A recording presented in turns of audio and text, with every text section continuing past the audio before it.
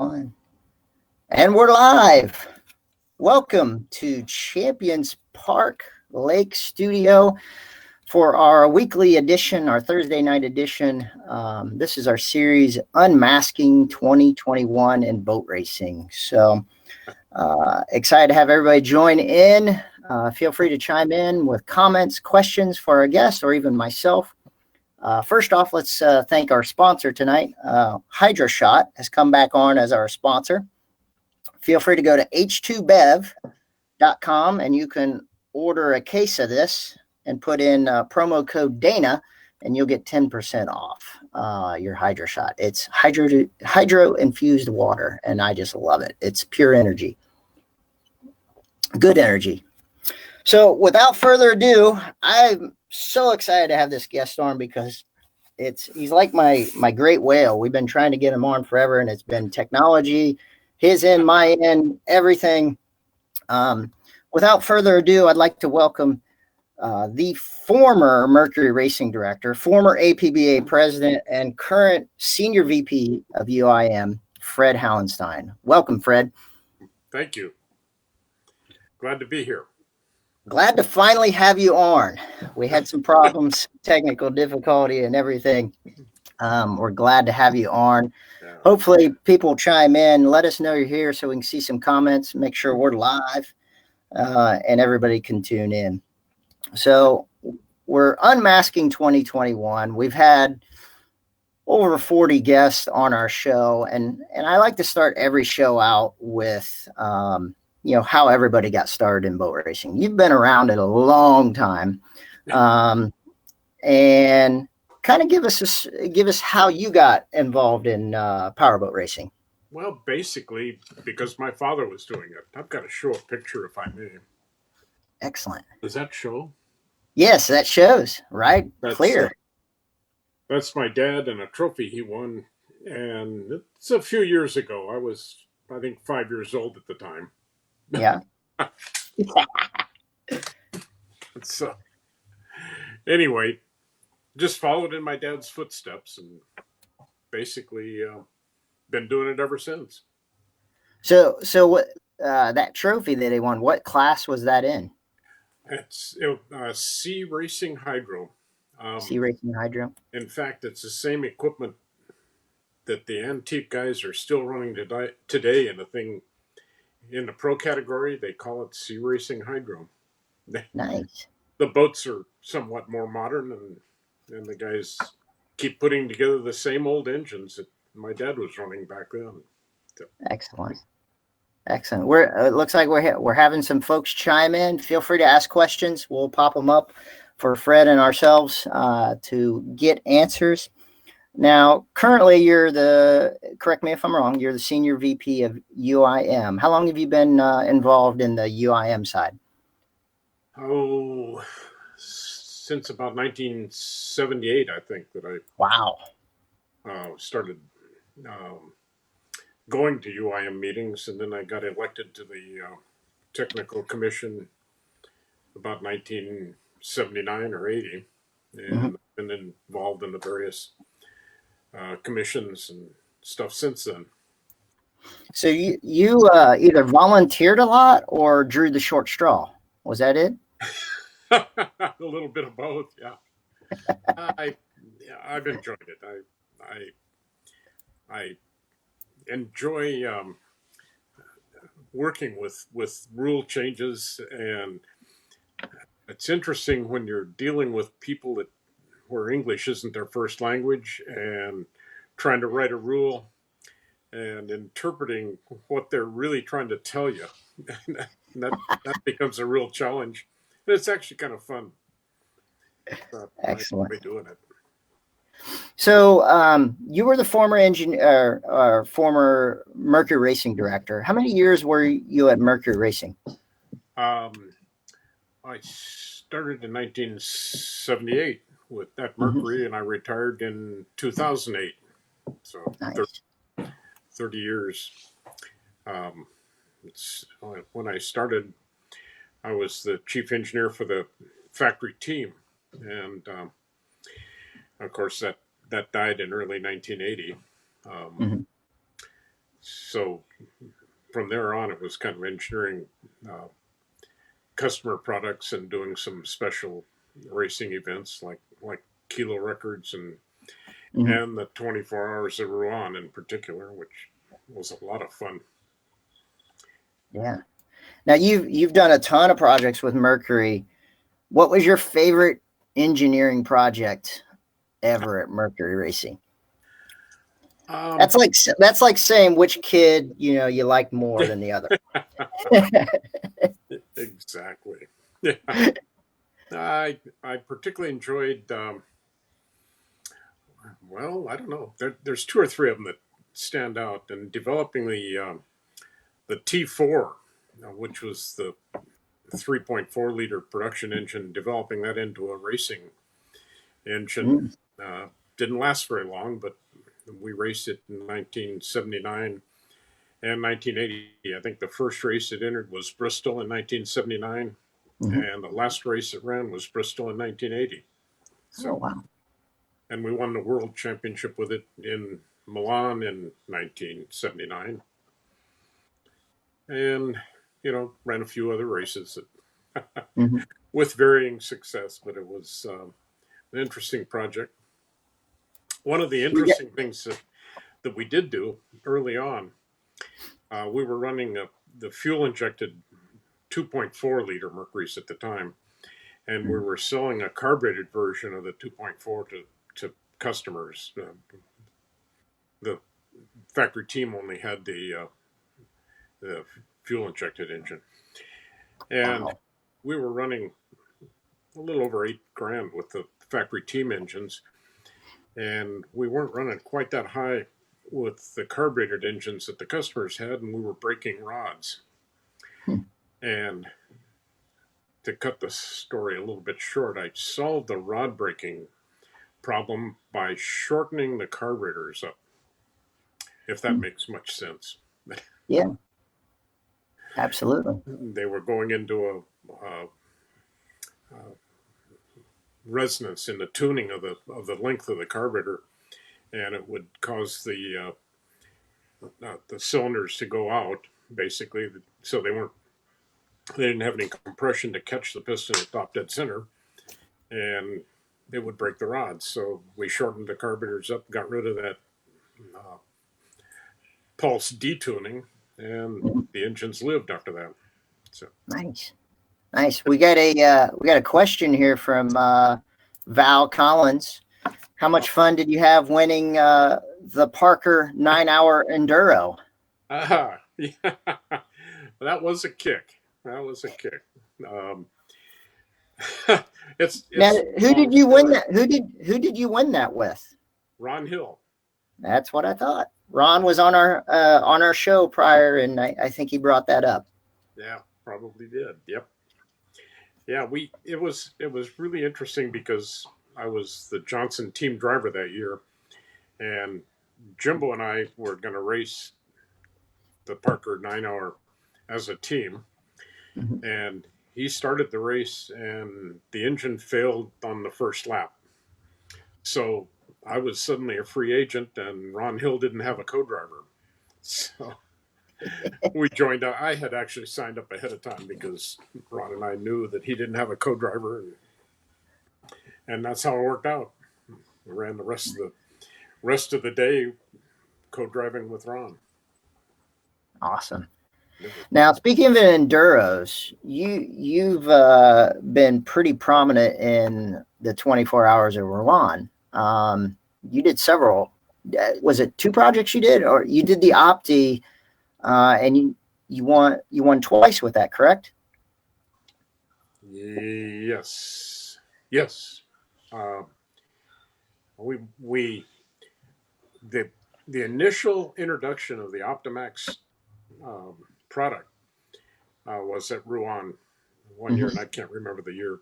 We had a couple of boats and entered the production version, the full 20-inch shiftable gear case version, Mhm. and uh, we, in quotes, won our class, which was kind of us, but we finished and finished the 24 hours running quite well. So that was kind of neat. And then we got into basically the S2 class with the Opti that is the SST 200 engine, Mhm. and we entered 3 boats, and we finished first, second, and fourth that year, and against even the S3000 Mercuries, the 2.5s. Um, that's one of the things I'm quite happy with. Um, and we won the other year with the Optis as well. What was what was some of the biggest challenges you had preparing for that race?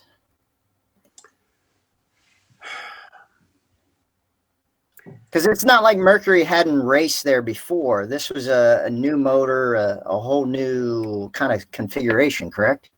Yep. Well, mainly because it has a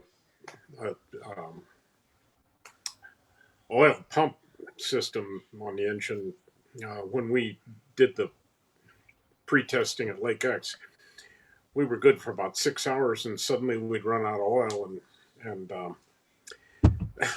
fail an engine, or at least if the driver understood, he could stop when you got the buzzer going off. And couldn't hear it, so we usually trashed an engine. And we finally figured out how to pump the oil into the system with a little electric pump in the boats. So we had a Huh. continuous supply of oil going up to the engine and back into the oil tank. Hmm. So we got Yeah, the problem. excellent. The other problem we had was when we set out to win the overall a few years before that with the 2.5s, and we went to Lake X. We we had problems um, twisting the top off the drive shaft for the gear case, and Hmm. uh, we we failed one. We thought, well, it's a fluke. We failed the second one. We knew there was something wrong, and we went through a resonance analysis, and it turned out that somewhere between 83 and 8700 or so, um, that there was a resonance that would in 6 hours just twist the top off the gear case of the drive shaft. Mhm. And so we went to Rouen with a absolute order that the drivers were not to run over 8,000 RPM. Period. You know, Uh-huh. if they went to 8,600, we could tell them they were going to last an hour or two. So we had one driver on our team that was out there, and he was going a little bit faster, and he was passing all other guys on our team. And one of our guys came in and said, "Hey, I'm running, like you said, I'm running 8,000. He has the same prop, the same setup I've got, and he's just going by me. So I know he's going at higher RPM." And I said, just just stay the course. And sure enough, within the next hour, that one failed. So everybody else after that stuck with the 8,000. They wouldn't break that. So I thought, thank goodness. They got one guy to show them make believers out of them. Hey, you never know. The Ford versus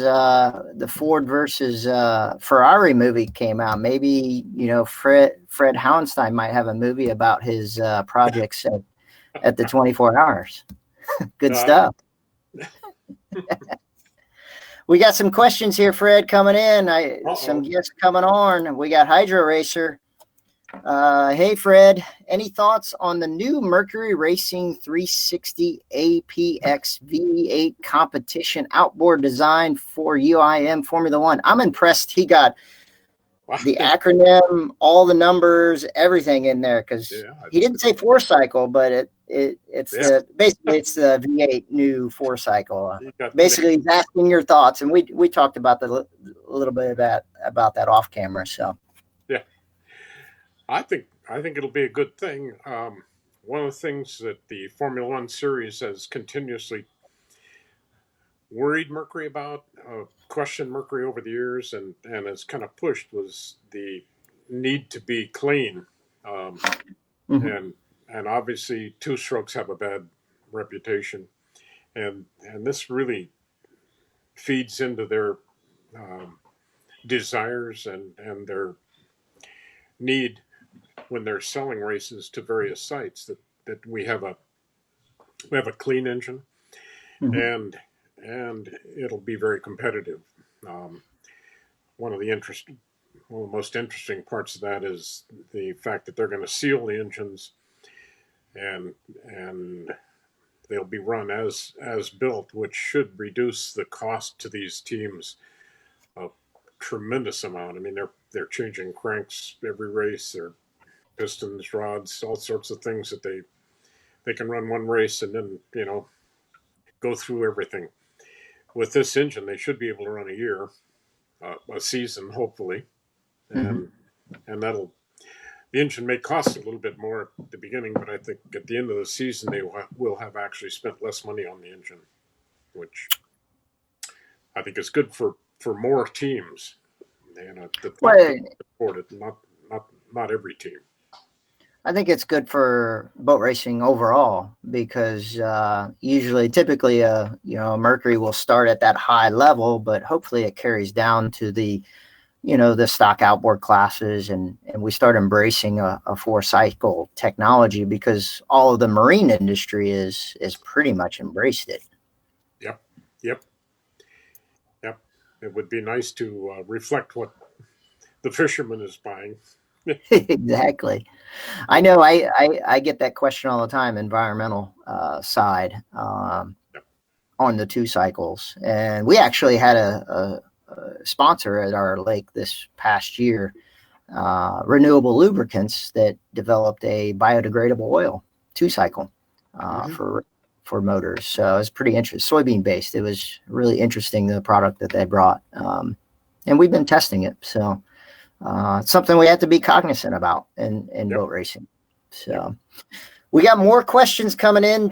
Uh-oh. Fred, you're a popular guy tonight. Uh-oh. You don't have that Facebook account, so they're like, "Hey, Fred's on Facebook. Let's wear him out." So we got one from Marley Hill. Ah. I want to hear a Fred Hauenstein story about his deck riding in F runabout.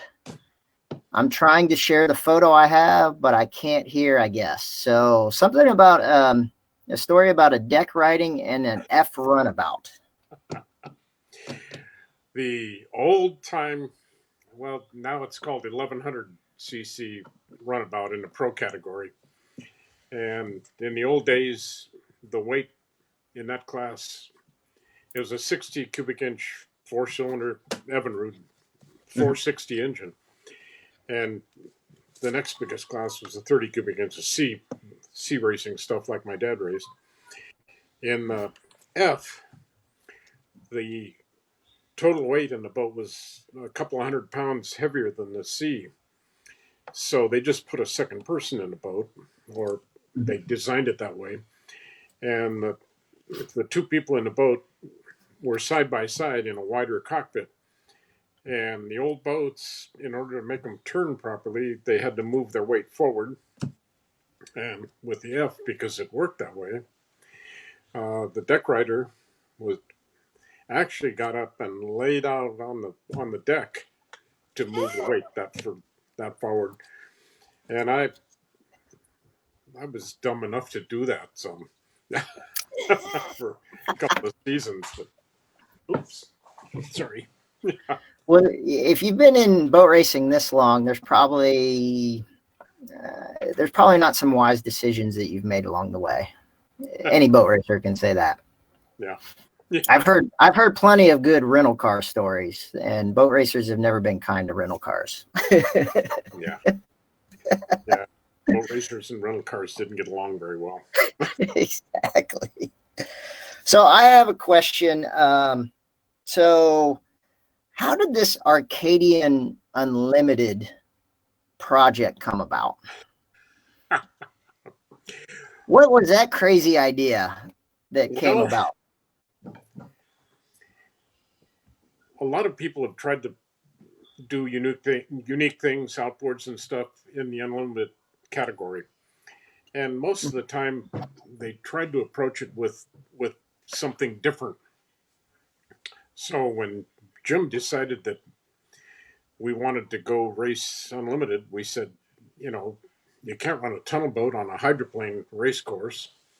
Mhm. Um, we really need to do it with a hydroplane, and it has to be pretty much classic hydroplane design, which we did. Jim was racing inboard hydros with a guy named Marcel Belleville building the boats, and so Marcel built an unlimited hydro, and we put 8, at the time they were 2.4 liter V6 power heads in it, and they all drove a common drive shaft, prop shaft, and it actually was pretty fast.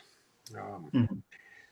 One of the problems that we didn't realize was that it was just at the start of the turbine engine stuff, and the turbines uh, were rated at 27 something, 27 horsepower, and we had 8 305 horsepower 2.4s, so we thought, you know, we wouldn't be very far off with a little lighter boat and a nice broad power band.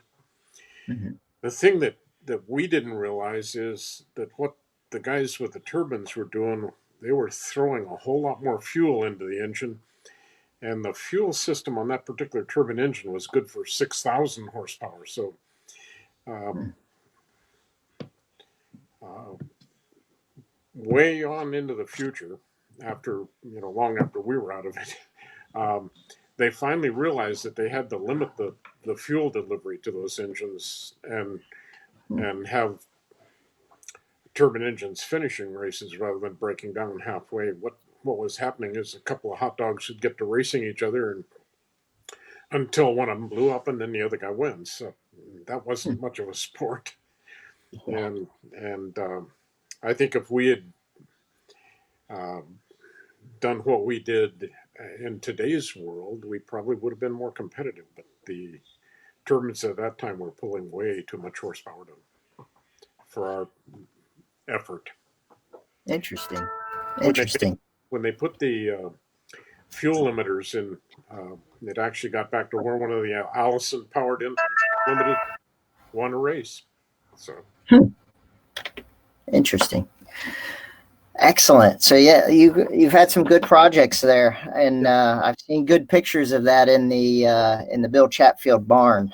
So Oh. along with another project that's sitting in his barn that I wanted to ask about, the Wizard, Yeah. the two-headed monster. Yep. Where did that come about? Where did because that was during the V8 days, correct? Yep. Well, um, it's a much longer story than is suitable here, but really, Oh, um, it's suitable here. We got plenty of internet time. oh, okay. Um, we wanted to race Formula One, Mhm. and the V8s, you couldn't beat them with just the regular Mercury that you could buy as a racer, the two liter or the 2.4 liter at the Mhm. time. So we were thinking about it. How are we going to do this? And it was limited to a single engine boat. You couldn't run multiple engines. So Mhm. in order to compete, and we decided to do this with two power heads on a single gear case. Um, at the same time, Mercury was trying to get into the series, and of course, um, Jim's team wasn't part of the Mercury team to get into that with the T 2.4, or I mean the T4, pardon me. Mhm. So Jim said, "Well, we need to do something on our own." And about that time, I had um, there was an engineering vice president at Mercury that didn't understand, I guess. And rather than stick around and possibly get fired, I quit at Mercury. Really? So I was on my own doing. I did an eight engine offshore boat for the Popeyes team. Mm. 8 2.4 power heads.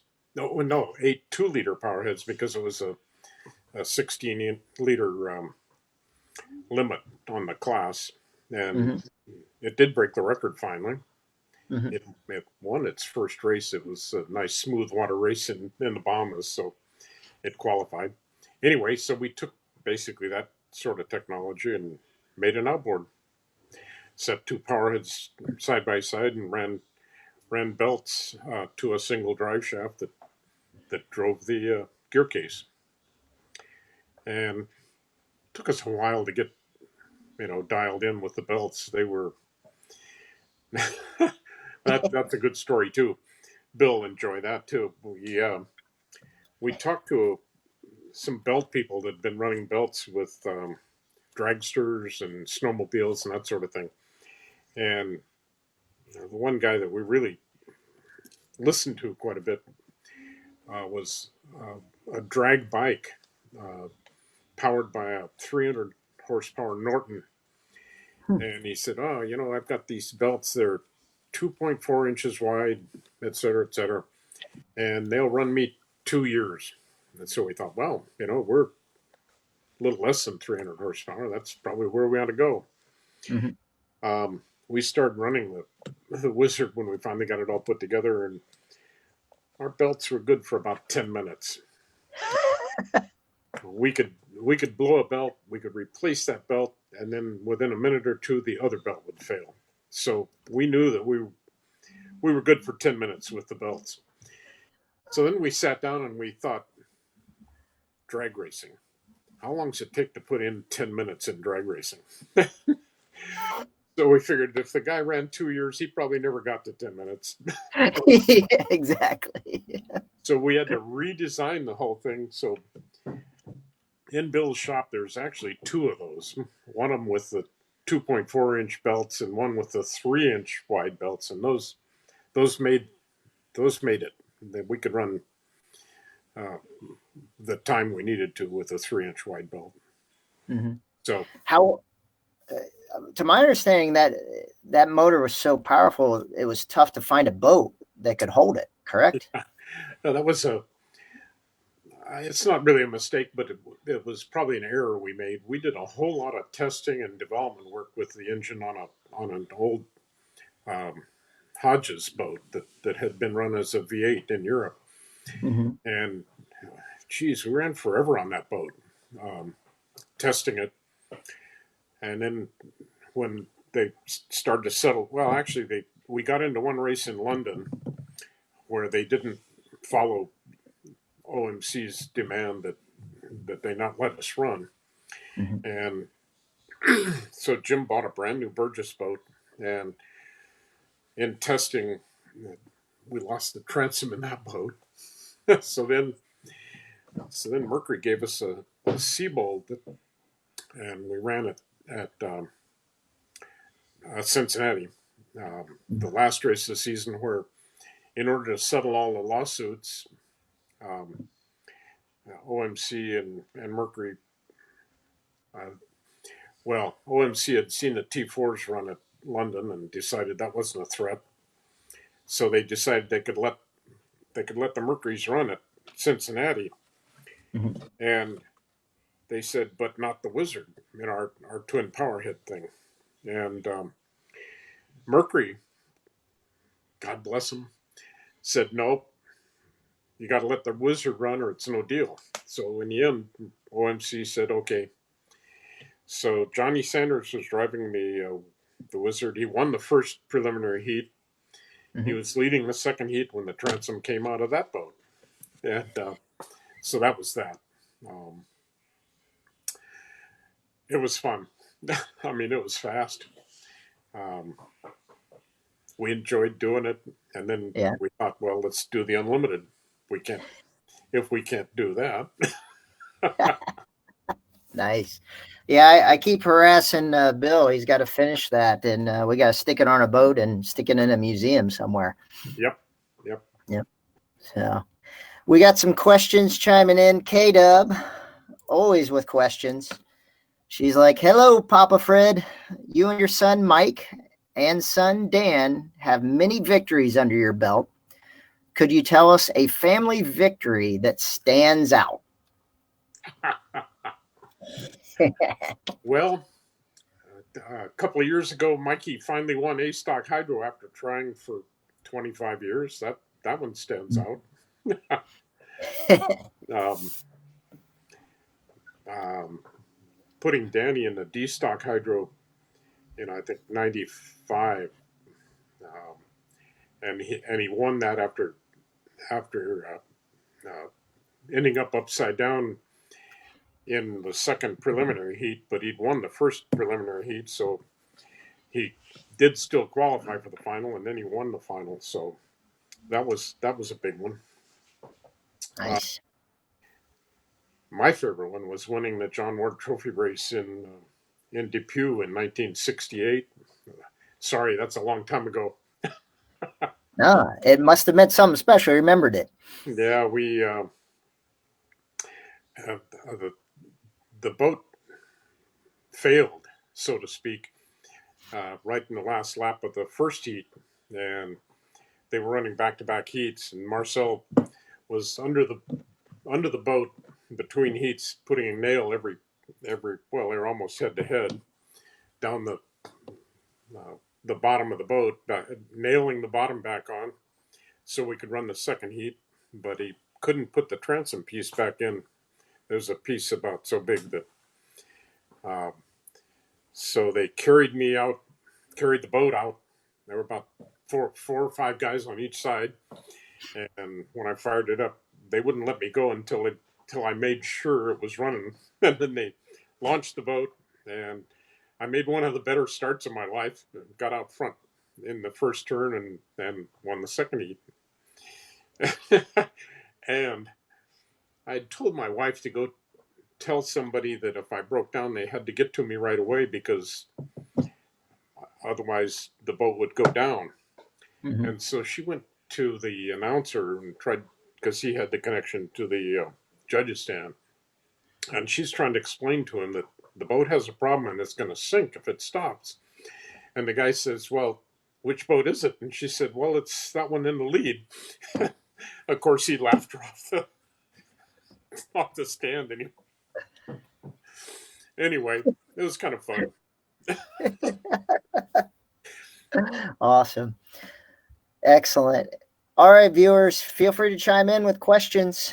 I see them popping up. K-Dub's throwing her questions out, and all those viewers that have that drinking game knows when K-Dub asks a question, we drink up. I have a question for you. I mean, you worked so many years at Mercury, and you were there during the OMC, Mercury battles. Then you were there after OMC kind of really got out of boat racing.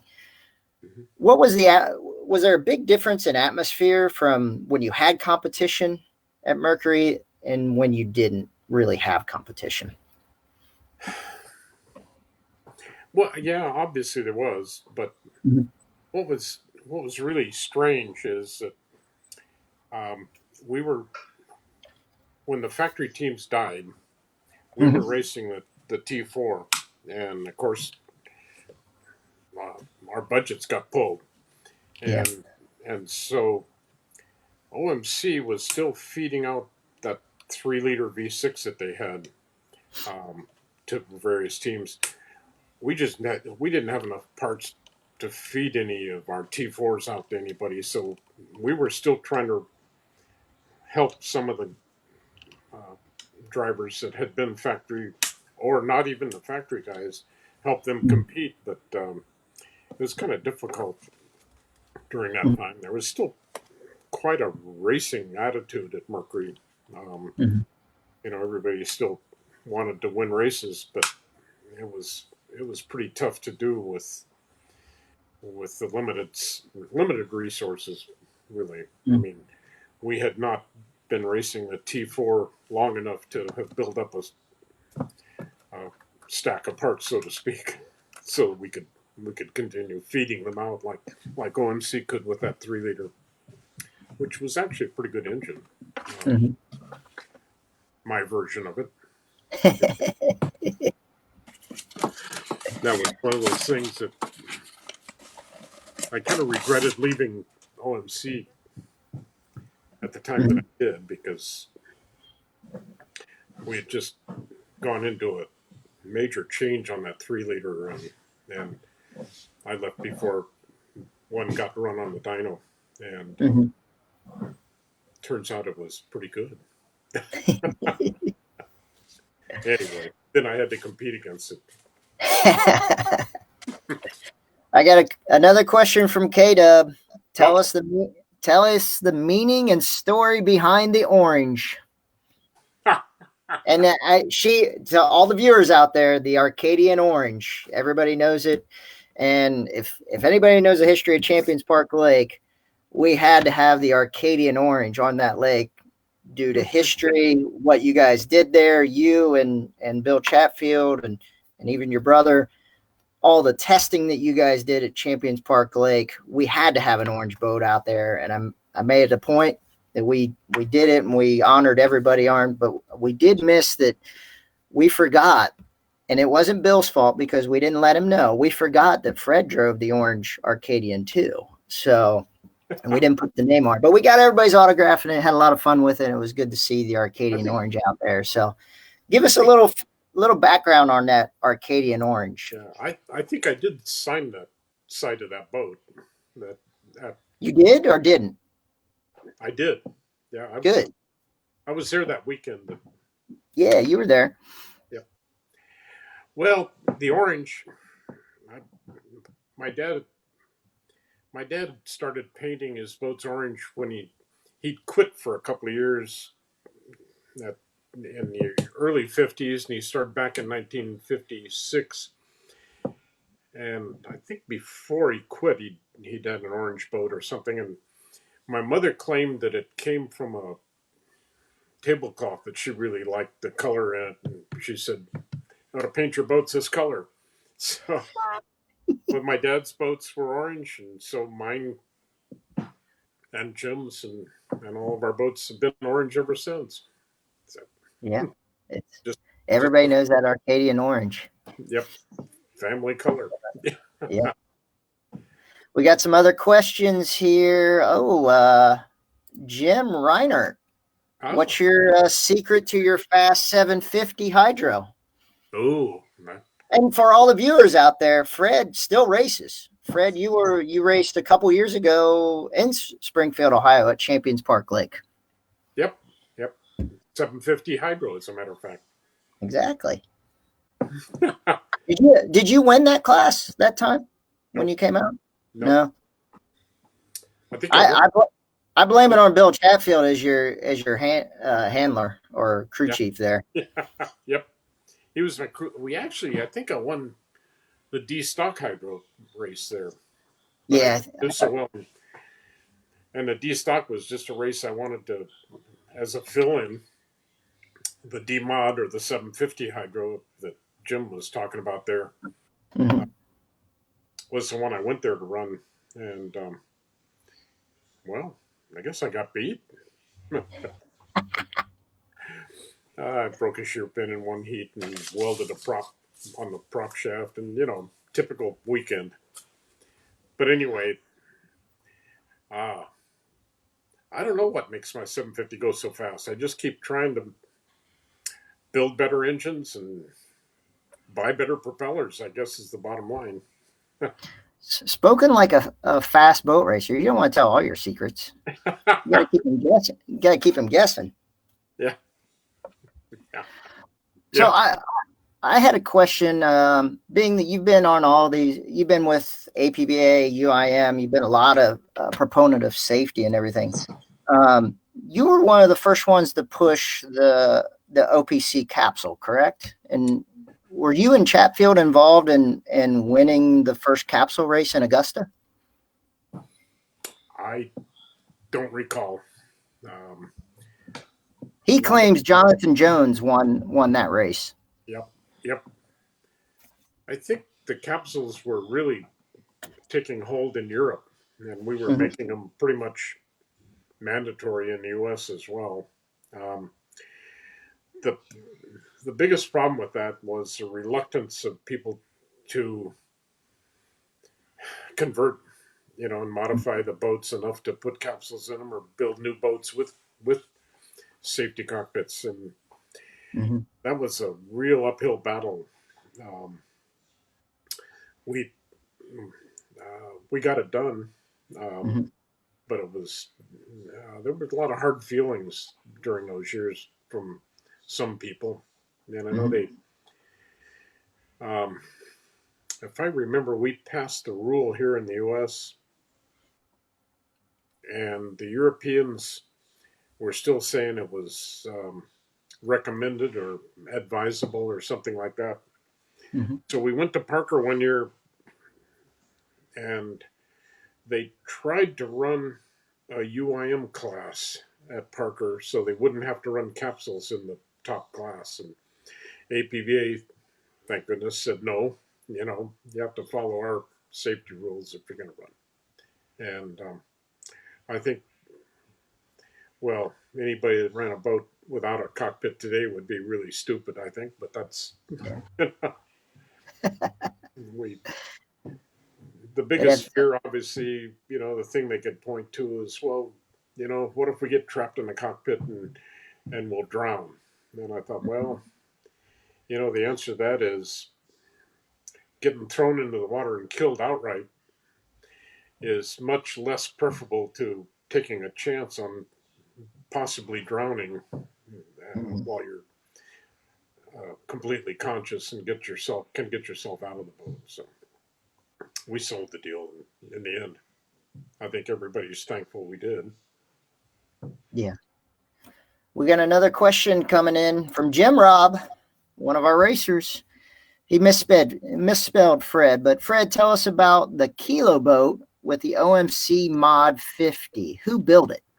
Oh, oh, that was one of my pro category hydros that Marcel Belleville built. It was this a boat I'd been racing in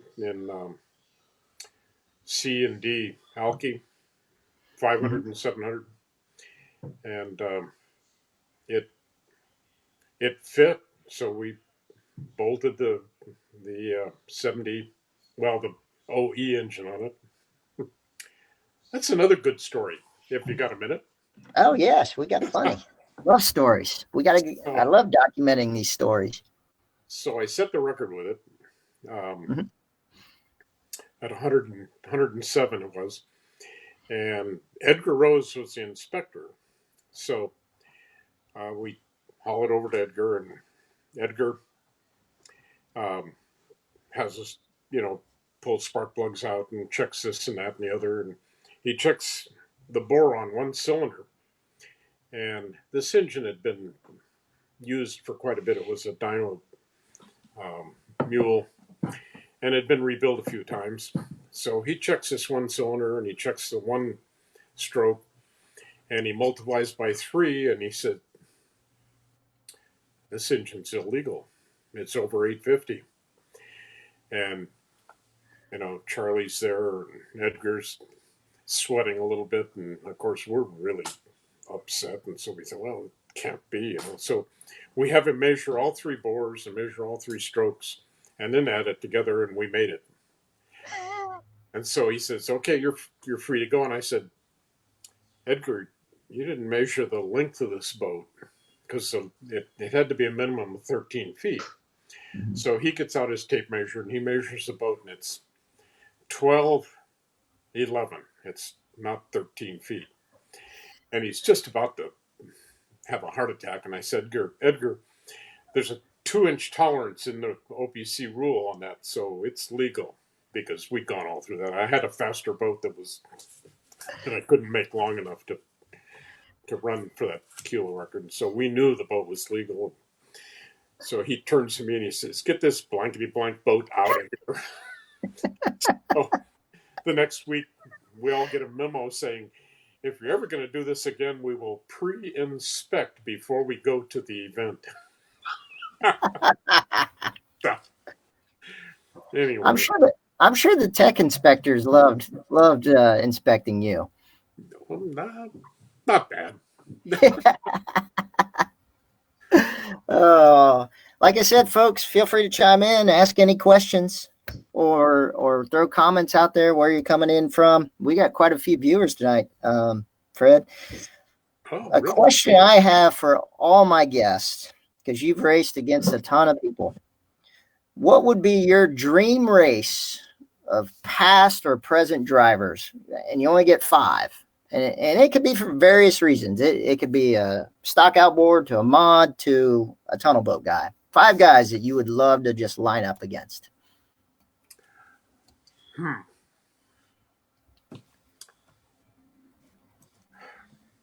Kenny Stevenson. Yeah. Earl Bentz is another one. Mm-hmm. Wow. Running out of names all of a sudden.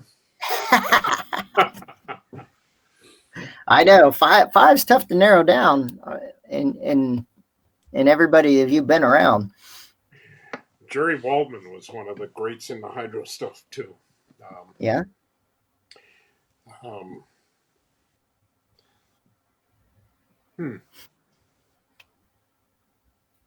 Richard Fuchslin was, I don't know how many people know him, but those that do know him know that he'd be one of the tough competitors in the pro category. Yeah. Nice. I'm trying to think who else. You got one last one.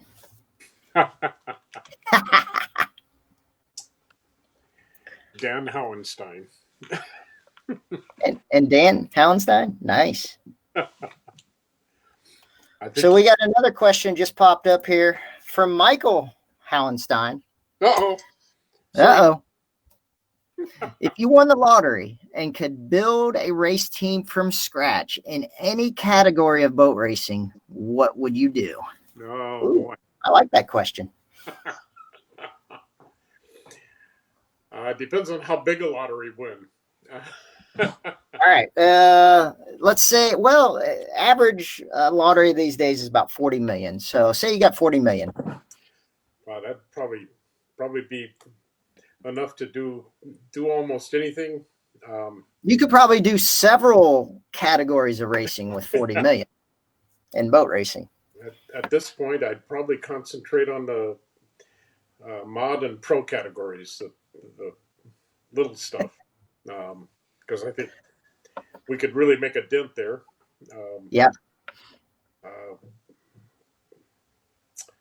I'd always thought that if I had, $100 million, I'd probably want to do an offshore team because I think they have a lot of fun. I'll put it that way. Yeah, they do. They do. But it's unbelievably expensive. Yes, it is. Racing is pretty expensive no matter what. Yeah. So. And the other thing that I would do with a lot of money is run the UIM Formula One series. Ah, nice.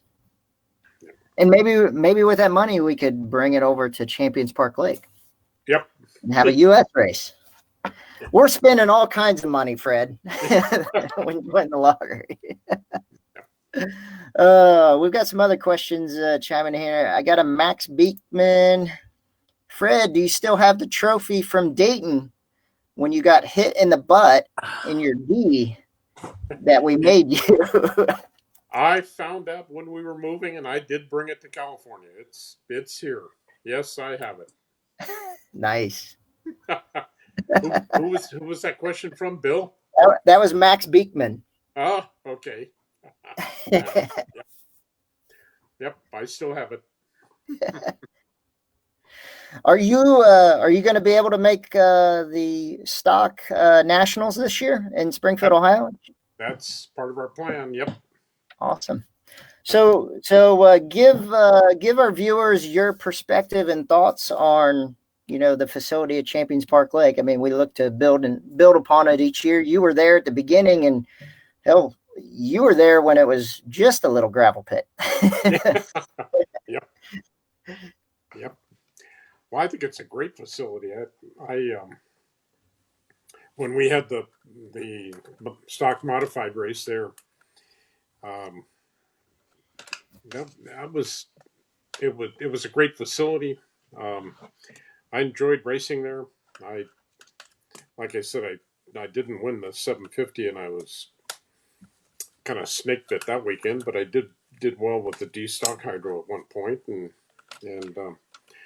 I'm looking forward to going back. Excellent. Well, we're looking forward to having you. I've got another question here from Hydro Racer. Hydro Racer getting a little serious. As the new all composite F1, F2 hulls continue to evolve here in the States and become more rigid and stronger, what are your thoughts on allowing the older wood hulls to compete alongside the new composite hulls? I hear this question a lot. Good question. I I guess the question really um, involves more driving. Um,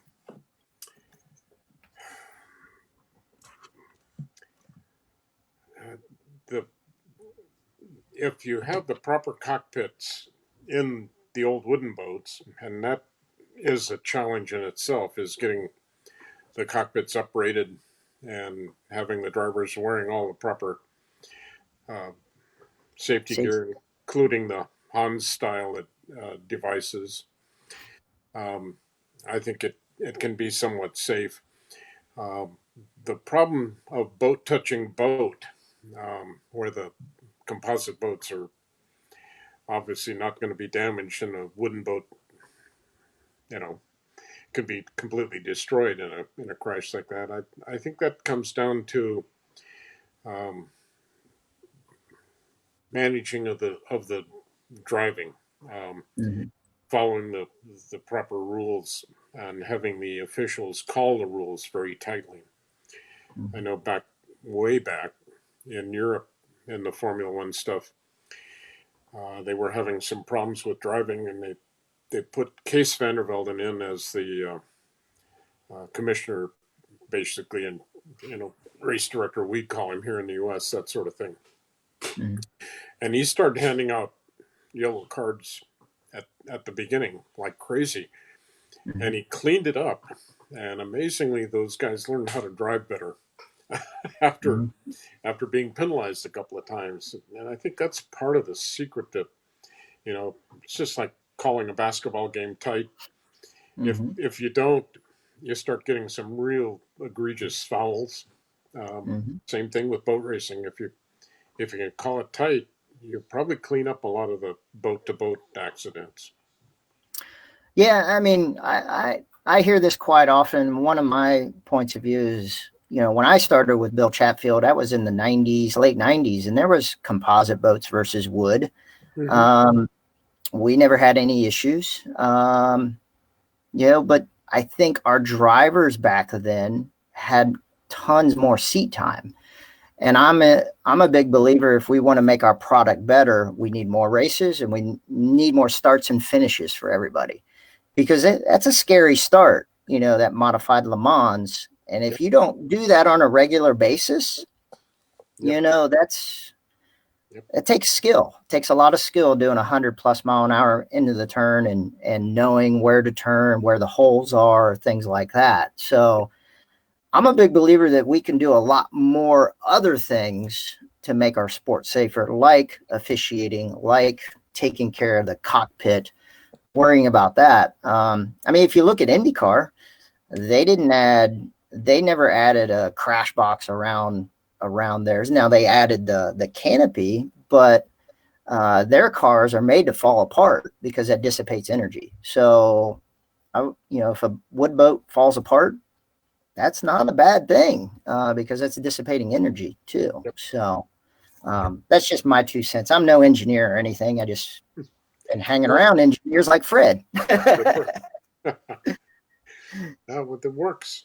It's just, it the excuse me, sorry. the biggest problem in a lot of cases is, like you say, seat time, and one of the things that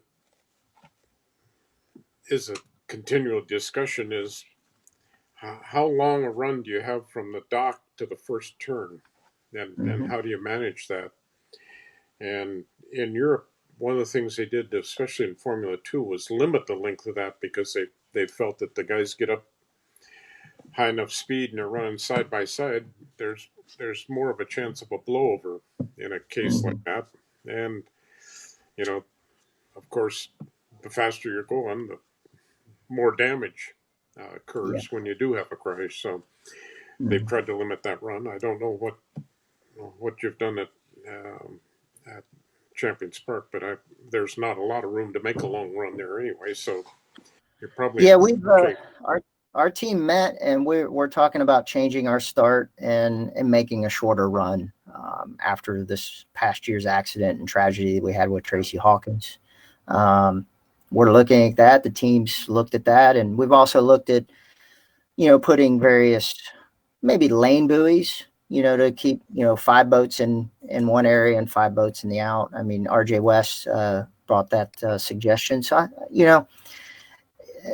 I think we're all cognizant of it, and I think we all want to do better at it, and I think that's a good thing to have these conversations. Yep. I've talked with my safety team. We've talked about doing uh, actual safety weekend in Springfield to where we can do actual demos and we can have the different size cockpits and everything. Because the other challenge is safety teams. You got all these different style boats with different hatches now.